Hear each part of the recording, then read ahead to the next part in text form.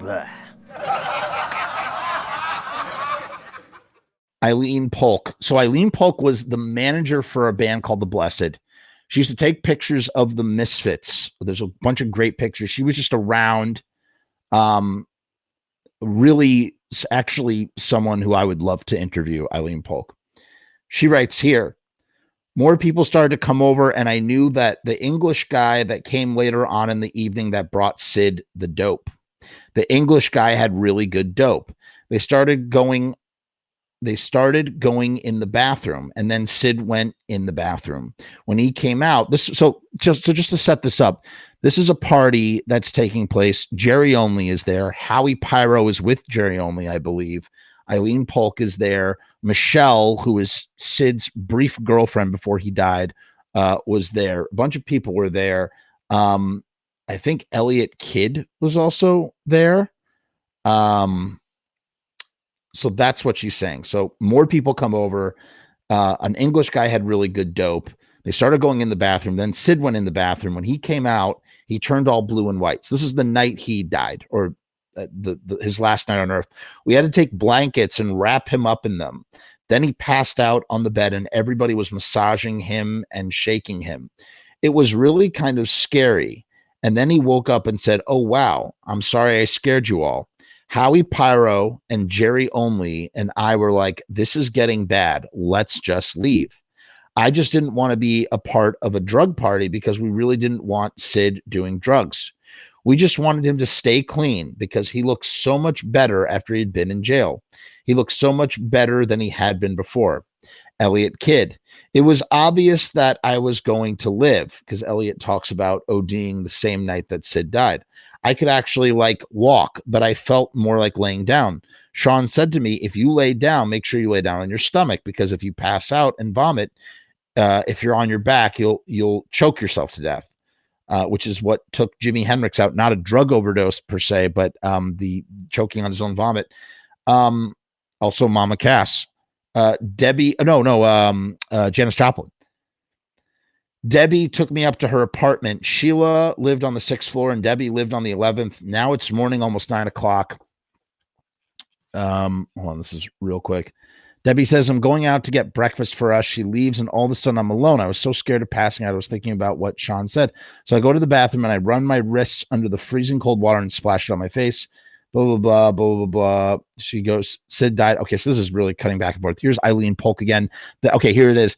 The next day, Michelle called me at noon. She was crying. She said, Sid's dead. The first thing I thought was, she's hysterical. He's probably just sleeping.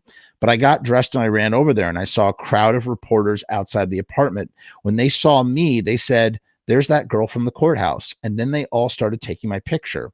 I ran up to the door and the police let me in, and I realized it was true. Anne, Sid's mother, Anne was very good friends with the Misfits. Anne, Sid's mother, and Michelle were sitting on the couch crying, but Anne always acted like she knew it was going to happen. She just didn't know when. Anne was also had a habit. She also had a habit. Michelle was just hysterical. Everyone was getting really annoyed with her because she was so hysterical. She had only known Sid for 2 weeks at the most. So everyone was like, Michelle, please, you're going to drive his mother crazy. The poor woman's been through enough. Do you have to cause a scene? Then Anne told me what happened. She went to sleep on the couch in the living room. Sid had to show up for something the next morning. Bail bond. I don't know, something court related. She went to the bedroom around 7 o'clock in the morning, tapped his shoulder, and realized he was dead. Michelle was lying next to Sid in the bed, and then Anne woke Michelle up.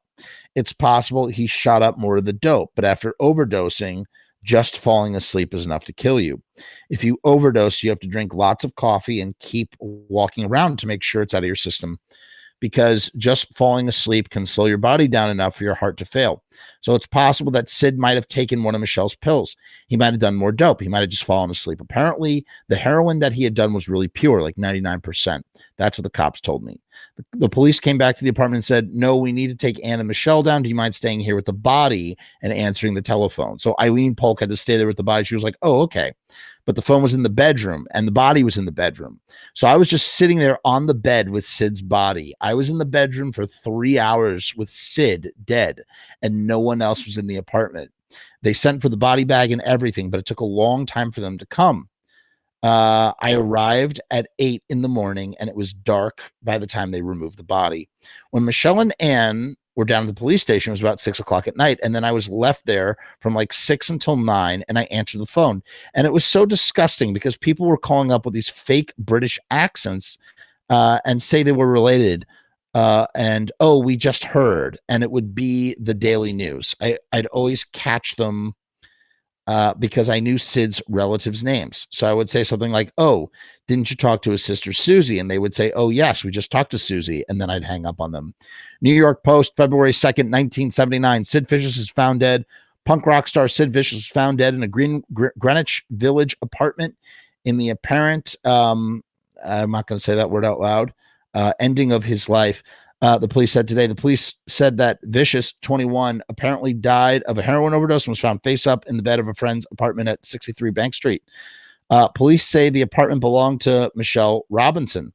The former pistol was released from jail yesterday on $50,000 cash bail, so he literally got out of jail and died. He had been jailed since December 8th when his bail on the charges, he murdered his girlfriend, Nancy Spungen, was revoked after he assaulted Patti Smith's brother in a Manhattan disco, which happened to be Max's Kansas City. He like cut up his hand. All right, here's the last part with Eileen Polk. I'm skipping over something, but Eileen Polk says, Anne started staying at my mom's house because she didn't want the press to know where she was. And I figured out it was the best place for her to go because they didn't know anything about me. All they knew was that I was a punk girl with blonde hair and they thought I was from England. So it was perfect. So after Sid died, Anne stayed at my house for 2 weeks and just drank the whole time and cried. We couldn't get a place to give us a funeral in New York without charging us like $1 zillion because it was Sid Vicious. It was hard because we wanted to find a nice burial place so people could visit his grave. Instead, we ended up getting a place in New Jersey that cremated Sid, and then we took the ashes down to Philadelphia because Anne wanted to put them on Nancy's grave.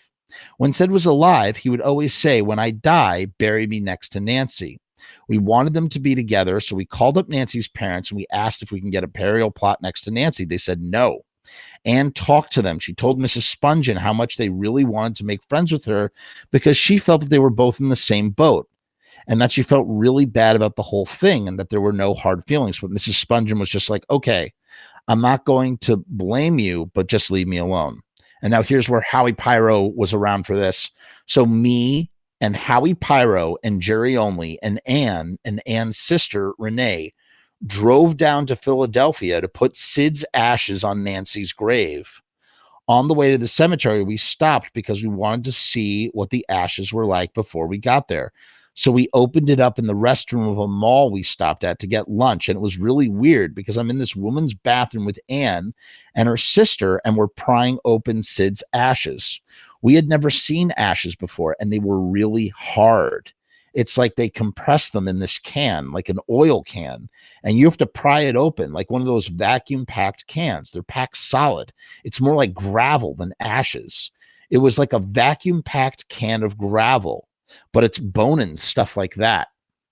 Morbid curiosity. So we drove to Philadelphia, and when we got and went to the graveyard, we were escorted by two people who worked there, and we said to them, we just want to pay our last respects, but they wouldn't leave us.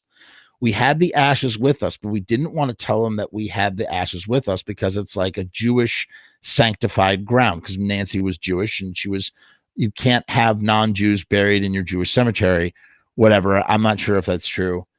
That's what I'm Jewish. So I guess maybe that's what they told us, but they didn't really want to have anything to do with Sid Vicious. That's what I'm saying. I'm not sure that that's true. We're standing at the gravesite and it was snowing. We're all crying and we just said some prayers and left some flowers. Then we drove around to the other edge of the cemetery. We parked the car and Anne took the ashes, went over to the fence, back to the gravesite and dumped Sid's ashes on Nancy's grave. Then she came back and got in the car and said, well, they're finally together. And that was that.